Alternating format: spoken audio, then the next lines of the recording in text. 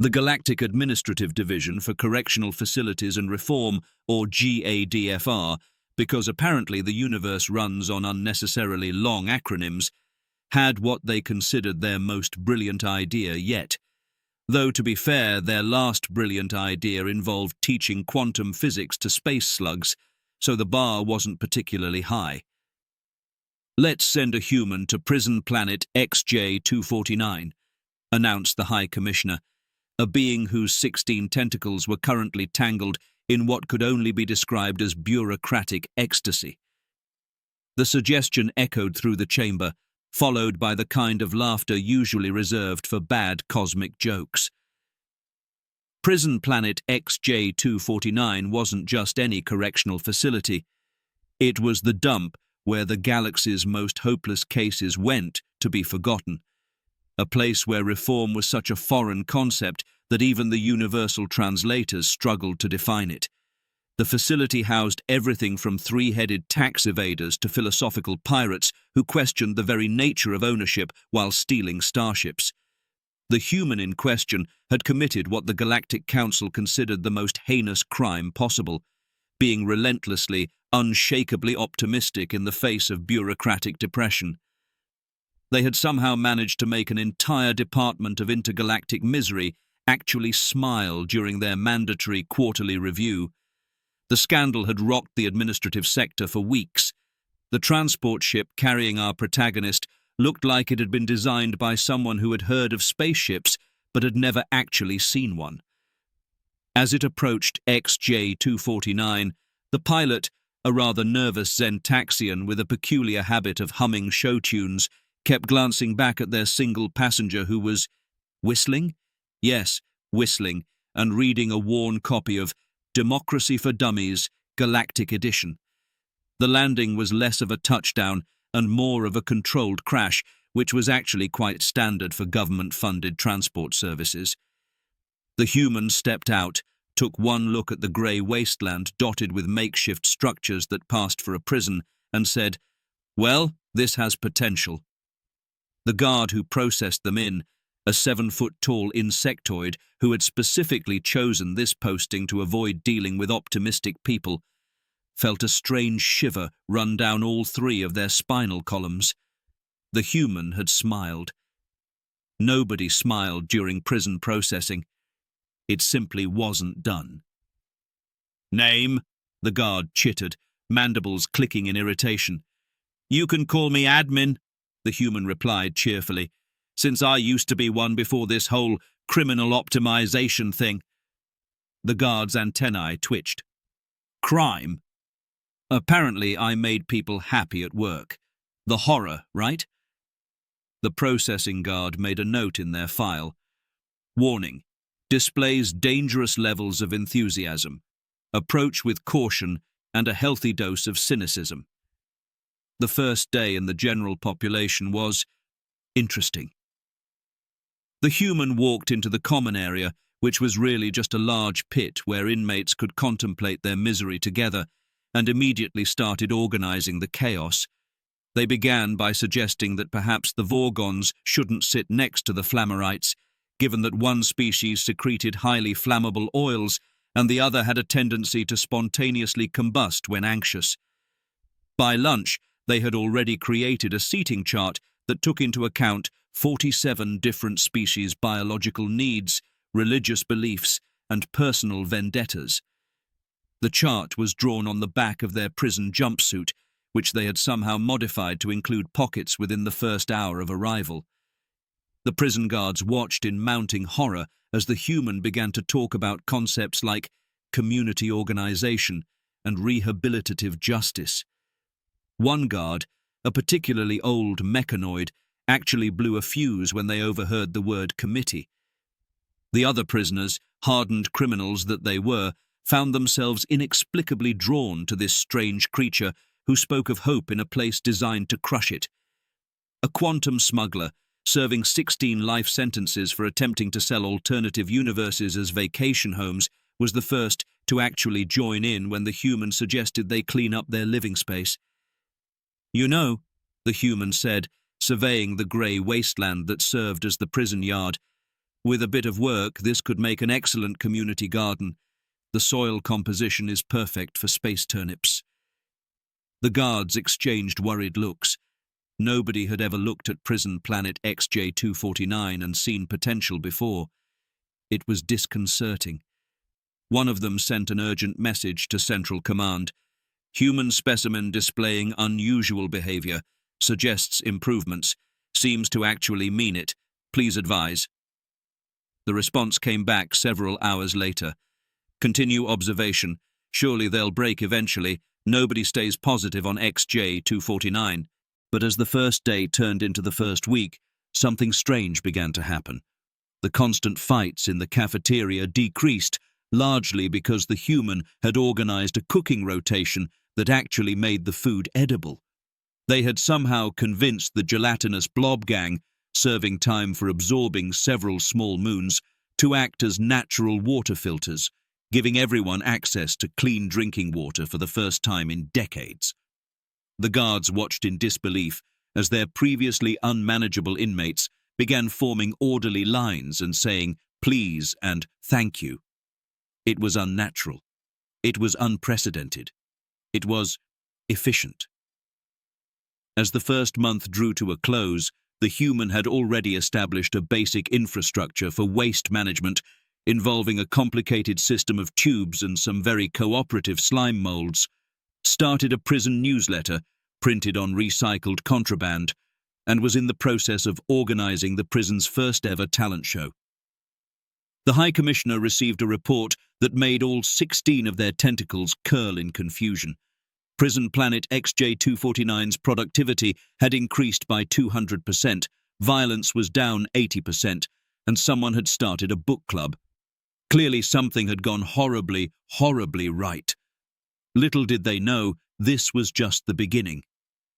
The human had plans, big plans, and they involved a lot more than just space turnips and talent shows. They had brought something far more dangerous than any weapon to XJ249. They had brought hope, organization, and worst of all, a copy of Parliamentary Procedures Made Easy. The first committee meeting of prison planet XJ249 was held in what used to be the guards' break room, which had been voluntarily surrendered after the human pointed out that the guards would get better coffee privileges in the new system. The room was packed with representatives from various criminal factions, all sitting in a circle because the human had insisted that circles promote equality, though the cubic beings had filed a formal geometric discrimination complaint. First order of business, announced the human, standing at a podium made from recycled contraband weapons. We need to address our resource allocation system. And no, Void Walker Jexth, consuming the resources of parallel dimensions is not a sustainable solution. The aforementioned Void Walker sulked in their corner, all 7 of their shadow forms crossing their arms simultaneously. The prison's first month of organized civilization was progressing with all the grace of a drunk gravitational manipulator trying to walk straight. The human had somehow convinced the various species that working together would benefit everyone, a concept so revolutionary that 3 prisoners had to be treated for shock. The gardening initiative was perhaps the most surprising success. The human had discovered that the grey, seemingly lifeless soil of XJ249 was actually perfect for growing a variety of space vegetables. This revelation came after they conducted soil tests using equipment borrowed from the prison lab, which had previously only been used to manufacture illegal reality-bending substances. You see, they explained to a group of bemused inmates, the high concentration of quantum particles in the soil means we can grow food that exists in multiple states simultaneously. One plant can produce vegetables that satisfy the nutritional needs of 17 different species. The quantum smuggler, who had become something of a convert to legitimate enterprise, was particularly excited about this development. You mean we can grow food that's both there and not there at the same time? That's actually better than my old business model. The garden project quickly expanded into what the human termed agricultural therapy. Inmates found that tending to plants that existed in quantum superposition was surprisingly calming. Even the nihilist collective, who believed in nothing, had to admit that the probability-shifting carrots were not entirely meaningless. Trade systems developed naturally after that. The gelatinous blob gang, still serving as water filters, began charging small fees in the form of quantum vegetables. The mechanoid inmates offered maintenance services in exchange for spare parts. Even the philosophy pirates found a niche market in providing existential counseling sessions. The human introduced the concept of prison credits, a currency system based on work contribution and good behavior. This replaced the previous economy, which had been based primarily on threats and who had the most appendages. Supply and demand, the human explained during an economics lecture that had somehow become mandatory attendance. For example, the demand for not getting spaced out of an airlock is high, while the supply of airlocks is limited. Therefore, we should probably stop using them as a conflict resolution method. The prison's security system underwent a complete overhaul. The human organized the former gang leaders into a security council, arguing that who better to prevent crime than those who understood it best. The philosophy pirates were particularly effective, as they could talk potential troublemakers into questioning their very motivation to cause problems. But what even is chaos? They would ask would-be riot instigators. Can one truly disrupt order when order itself is a construct of our collective consciousness? Most troublemakers would walk away with a headache and a newfound respect for peaceful coexistence. Education became another cornerstone of the Reformation. The human established what they called the University of Second Chances, though most inmates referred to it as that place where we learn stuff without stealing it. Classes ranged from practical skills like sustainable quantum farming to more esoteric subjects like ethics for the ethically challenged and reform and rehabilitation. Yes, these are real things. The mechanoid guards, who had initially resisted these changes, found themselves inadvertently enrolled in professional development courses. The human had somehow convinced them that expanding their programming would lead to better job satisfaction. The sight of a guard discussing the philosophy of law enforcement with a reformed space pirate became surprisingly common. Perhaps the most significant development was the establishment of the prison's first proper healthcare system. The human discovered that many species had natural healing abilities that could benefit others. The radiation eaters could safely absorb harmful emissions, while the psychic surgeons, in for unauthorized mind modifications, could actually help with mental health issues when properly regulated. It's amazing what people can accomplish when they're not trying to kill each other, the human remarked during a committee meeting, though I do wish the temporal displacers would stop trying to speed up their sentences by manipulating time. The commissary transformed from a place of shady dealings into a legitimate marketplace. The human introduced the concept of business licenses and health inspections, which initially caused much confusion. What do you mean we need certification to sell consciousness-altering substances? Complained a former neural network hacker. The consciousness alteration is the certification. But even the most resistant inmates couldn't argue with the results. The new system meant better products, safer consumption, and most importantly, no more unexpected metamorphoses during mealtimes. The human's influence extended to cultural development as well. They organized regular events that celebrated the diversity of the prison population. The Interstellar Cultural Festival became a monthly occurrence, featuring everything from plasma dance performances to quantum poetry slams. Art is rehabilitation, the human would say, watching a group of former space pirates perform an interpretative dance about their journey from unlawful acquisition to legitimate commerce. The prison's communication system was revolutionized when the human suggested using the telepathic abilities of certain inmates to create a more efficient information network. This led to the creation of the Mindwave Bulletin, a daily news service that kept everyone informed of community developments, upcoming events, and the cafeteria's quantum menu. Even the prison's waste management system became a model of efficiency. The human organized different species based on their natural abilities. Matter consumers broke down solid waste, energy beings processed radiation, and the particularly gifted alchemist collective, serving time for transmuting entire planets into gold, turned the remaining waste into useful materials. The guards watched all of this with a mixture of amazement and concern. Their reports to the Galactic Council became increasingly desperate. Day 45. Inmates have established a functioning economy. Request guidance. Day 67. Cultural exchange programs showing positive results. Send help. Day 89. They've started a debate club. We're not trained for this. The humans' influence was most evident in the changing attitudes of the inmates. Former enemies began working together, finding that cooperation was more profitable than conflict. The Voidwalkers and the Lightbenders, ancient rivals, now cooperated a successful entertainment business, creating spectacular shows that combined shadow manipulation with light art. Even the most hardened criminals found themselves transformed. A notorious quantum assassin, known for simultaneously killing their targets in multiple dimensions, now ran anger management workshops. Their slogan, "Why end lives when you can end cycles of violence?" The prison's success was becoming impossible to ignore. Other correctional facilities began requesting information about their methods. The humans' response was to organize a conference committee to handle intergalactic inquiries. "We should share our knowledge," they announced during a general assembly. "After all, the best way to reform the prison system is from the inside out."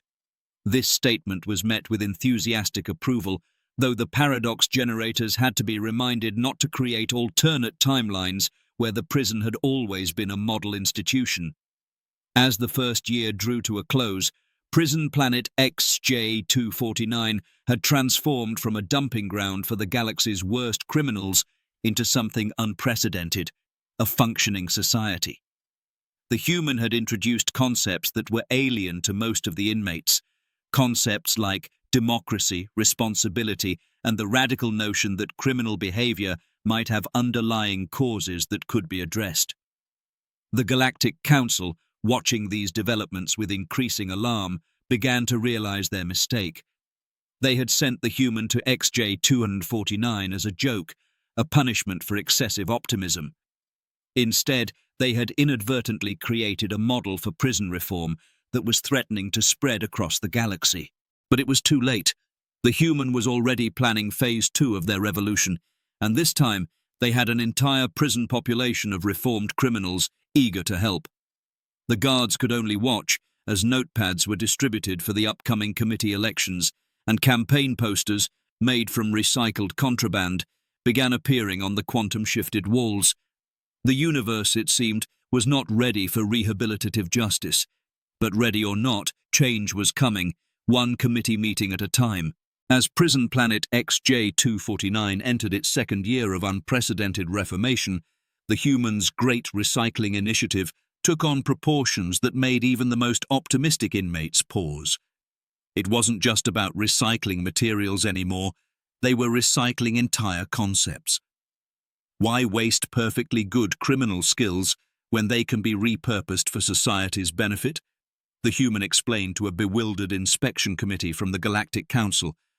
They gestured toward a former master thief who was now the head of security system development. Nobody knows how to protect assets better than someone who used to steal them. The movie night incident, as it came to be known, perfectly exemplified this philosophy of reformation. It started when the humans suggested screening educational films about democracy. What they got instead was a group of former hologram pirates creating an immersive experience that made everyone feel like they were living through Earth's historical political movements. The resulting chaos was educational, to say the least. 300 inmates simultaneously experiencing the French Revolution led to a shortage of replicated guillotines and a surplus of hastily baked quantum croissants. The Void Walkers got so into character that they started haunting the administration block as the ghosts of democracies passed. But the educational system flourished beyond anyone's expectations. The Humans' University of Second Chances had expanded to include departments no one had ever imagined necessary. The Advanced Theoretical Morality course, taught by reformed philosophy pirates, became surprisingly popular, especially after they started including practical exercises like ethical ways to satisfy your urge to plunder. The Quantum Computing Department, run by former cyber criminals, developed new security protocols so effective that the Galactic Council secretly started copying them. The irony of using prison-developed security systems was not lost on anyone, especially the human, who kept detailed records of everything in their ever-expanding "I told you so" file. The prison's constitution, ratified after 6 months of heated debate and 3 minor dimensional rifts, was a document that would have made any political scientist's head explode. It somehow managed to accommodate the rights of beings that existed in multiple dimensions simultaneously, while also addressing the specific needs of creatures who experienced time backwards. Article 7, Section 3, subsection Quantum, specifically dealt with the rights of particles to exist in superposition while voting. The philosophy pirates had insisted on including a clause that questioned whether the Constitution itself actually existed, but after a 3-day debate that nearly collapsed into a temporal paradox, they settled for a footnote that read, "This document may or may not be real, but we're going to follow it anyway." The humans' influence had spread beyond just organizational systems. They had somehow managed to convince the prison's most notorious residents to channel their criminal expertise into legitimate enterprises. The temporal displaced started a highly successful consulting firm specializing in time management, though clients had to be careful about taking their advice too literally. The Alchemist Collective, after much negotiation, agreed to stop turning things into gold and instead focused on transforming the prison's waste into useful materials. Their new motto, "Transmutation for the Greater Good," was plastered across their workshop, though someone had inevitably turned the sign into platinum. Even the Nihilist Collective found a purpose, ironically enough. They became the prison's most effective mediators, their fundamental belief that nothing matters making them surprisingly good at putting disputes into perspective. "Your conflict is meaningless in the grand scheme of the void," became their standard opening line in mediation sessions. The prison's economic system had evolved into something that would have made economists weep, either from joy or horror, depending on their philosophical stance. The credit system now included temporal credits, backed by the temporal displaced, quantum credits, which existed in multiple states until spent, and philosophical credits, which nobody really understood but everyone accepted. The human had also introduced the concept of rehabilitation bonds, where inmates could invest in each other's reform projects. This led to the creation of the galaxy's first prison stock exchange, where shares in successful rehabilitation programs were traded alongside futures in quantum vegetable harvests. The guard force, now fully integrated into the prison's democratic system, had transformed from keepers to facilitators. Many had enrolled in the university's progressive peacekeeping program, though some struggled with the concept that not every situation required the threat of airlock deployment. The prison's communication network had evolved into something that made regular social media look primitive. The Mindwave Bulletin now included features like temporal trending, what's going to be popular next week, and multi-dimensional messaging, for when you need to reach all versions of yourself across parallel universes. But perhaps the most remarkable transformation was in the prison's approach to justice and rehabilitation. The human had established what they called the Reformation Council, a body dedicated to helping inmates understand and redirect their criminal tendencies. "Look," they explained during one particularly memorable session, "if you're going to break the laws of physics, at least do it in a way that benefits society.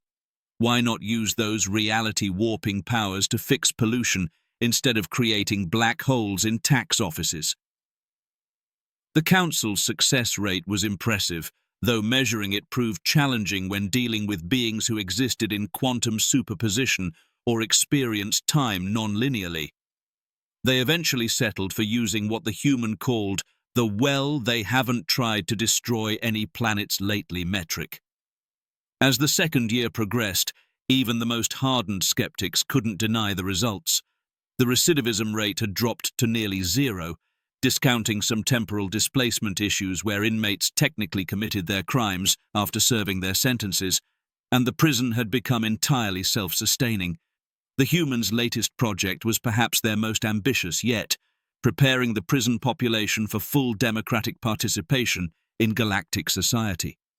This included classes on everything from interstellar civic responsibility to how not to accidentally conquer planets during political disagreements. The Galactic Council, watching these developments with increasing alarm, had to face an uncomfortable truth. Their punishment had backfired spectacularly. Not only had the human refused to be broken by the prison system, but they had also turned it into a model society that was starting to make the rest of the galaxy look bad in comparison. As prison planet XJ249 prepared for its first democratic elections, complete with campaign promises about expanding the quantum farming program and establishing free education for all dimensions of existence, the humans sat in their office, formerly a storage closet for contraband, now a hub of administrative activity, and smiled. They had just received word that 3 other prison planets had requested troublemaker humans of their own. The revolution, it seemed, was spreading, one rehabilitated criminal at a time. The universe was about to learn an important lesson. Never underestimate the power of human optimism, especially when it's armed with a copy of Democratic Reform for Dummies and an unlimited supply of committee meeting minutes. The election day on prison planet XJ249 dawned with all 7 of its suns rising in perfect harmony, thanks to some careful temporal adjustment by the reformed Kronos gang. The human watched from their office as inmates lined up to vote, a sight that would have been impossible to imagine 2 years ago. The electoral system they had designed was a masterpiece of inclusive democracy. It accommodated everything from hive minds, counting each drone as 1/1,000,000th of a vote, to quantum beings who could vote for multiple candidates simultaneously until observed. The philosophy pirates had insisted on adding a "none of the above because what is reality anyway" option to every ballot. The campaign season had been interesting to say the least. Candidates had run on platforms ranging from expanded quantum rights to make the universe weird again. The Void Walkers candidate promised to bring darkness to the light of corruption, though someone had to explain that this was meant metaphorically, not literally. Meanwhile, the Galactic Council was having what could only be described as a collective nervous breakdown. Their monitoring stations had picked up troubling signs. Other prison planets were beginning to demand reforms. Some had even started their own gardening programs, though none could quite match XJ249's quantum vegetables. "We've created a monster," one council member moaned during an emergency session. "Actually," another corrected, "we've created a functioning democratic society. I'm not sure which is worse." The election results came in across multiple dimensional planes simultaneously. The winner was a coalition government led by a reformed quantum smuggler, with vice presidential positions held by a philosophy pirate and a particularly progressive mechanoid guard who had gone through the prison's rehabilitation program despite not being an actual prisoner. The human's work was nearly complete. XJ249 had transformed from a dumping ground for the galaxy's worst criminals into a society that actually worked. They had achieved what the Galactic Council had thought impossible: genuine rehabilitation. The graduation ceremony for the first class of the University of Second Chances coincided with the inauguration of the new government. Former pirates wore academic caps, some of which existed in quantum superposition, while reformed smugglers gave speeches about the importance of ethical business practices. But the Humans' masterpiece was the prison's application for recognition as an independent democratic state. The document, written in 47 different languages, including 3 that hadn't been invented yet, made a compelling case for sovereignty. The application included economic projections showing that XJ249's quantum farming program could help solve galactic food shortages. Their revolutionary approach to rehabilitation had already reduced crime rates in neighboring systems. Even their waste management program had become a model for sustainable development. The Galactic Council found themselves in an impossible position. How could they deny democratic recognition to a prison that functioned better than most of their member worlds? The final vote was unanimous, though several council members were reportedly treated for acute irony poisoning afterward, and so prison planet XJ249 became the cooperative democracy of New Horizon, the galaxy's newest sovereign state. Its constitution became required reading in political science courses across the universe. Its rehabilitation programs were studied and copied, usually poorly, by other facilities. The human, their work finished, was offered the position of president for life. They declined, pointing out that lifetime appointments were precisely the kind of thing they had worked to abolish. Instead, they accepted a role as democratic troubleshooter, helping other reformed prison planets transition to self-governance. As they packed their office, preparing to head to their next assignment, they found their original copy of Democracy for Dummies, Galactic Edition, now worn and annotated with notes from countless committee meetings and constitutional debates. The final irony came when the Galactic Council, in a stunning reversal, began sentencing particularly difficult cases to rehabilitation duty on New Horizon. It seemed the greatest punishment they could now devise was to force criminals to experience functional democracy firsthand. As for the human, they were last seen boarding a transport to another prison planet, a fresh copy of Parliamentary Procedures Made Easy under their arm, whistling that same tune they'd arrived with 2 years ago. The guards at their new assignment were already nervous. They'd heard the stories. They knew what was coming. Someone had even started a betting pool on how long it would take before they too had their first committee meeting. In the end, the galaxy learned a valuable lesson. If you're going to exile someone to a prison planet, make sure they don't have access to self-help books and an unlimited capacity for optimism. Because sometimes the most dangerous weapon in the universe isn't a doomsday device or a reality warping engine. It's hope, democracy, and a really good filing system. And somewhere, in what used to be a prison but is now a thriving democracy, a group of reformed criminals raises their glasses in their weekly committee meeting and toasts to the human who taught them that the best revenge against a corrupt system isn't to break it, but to fix it.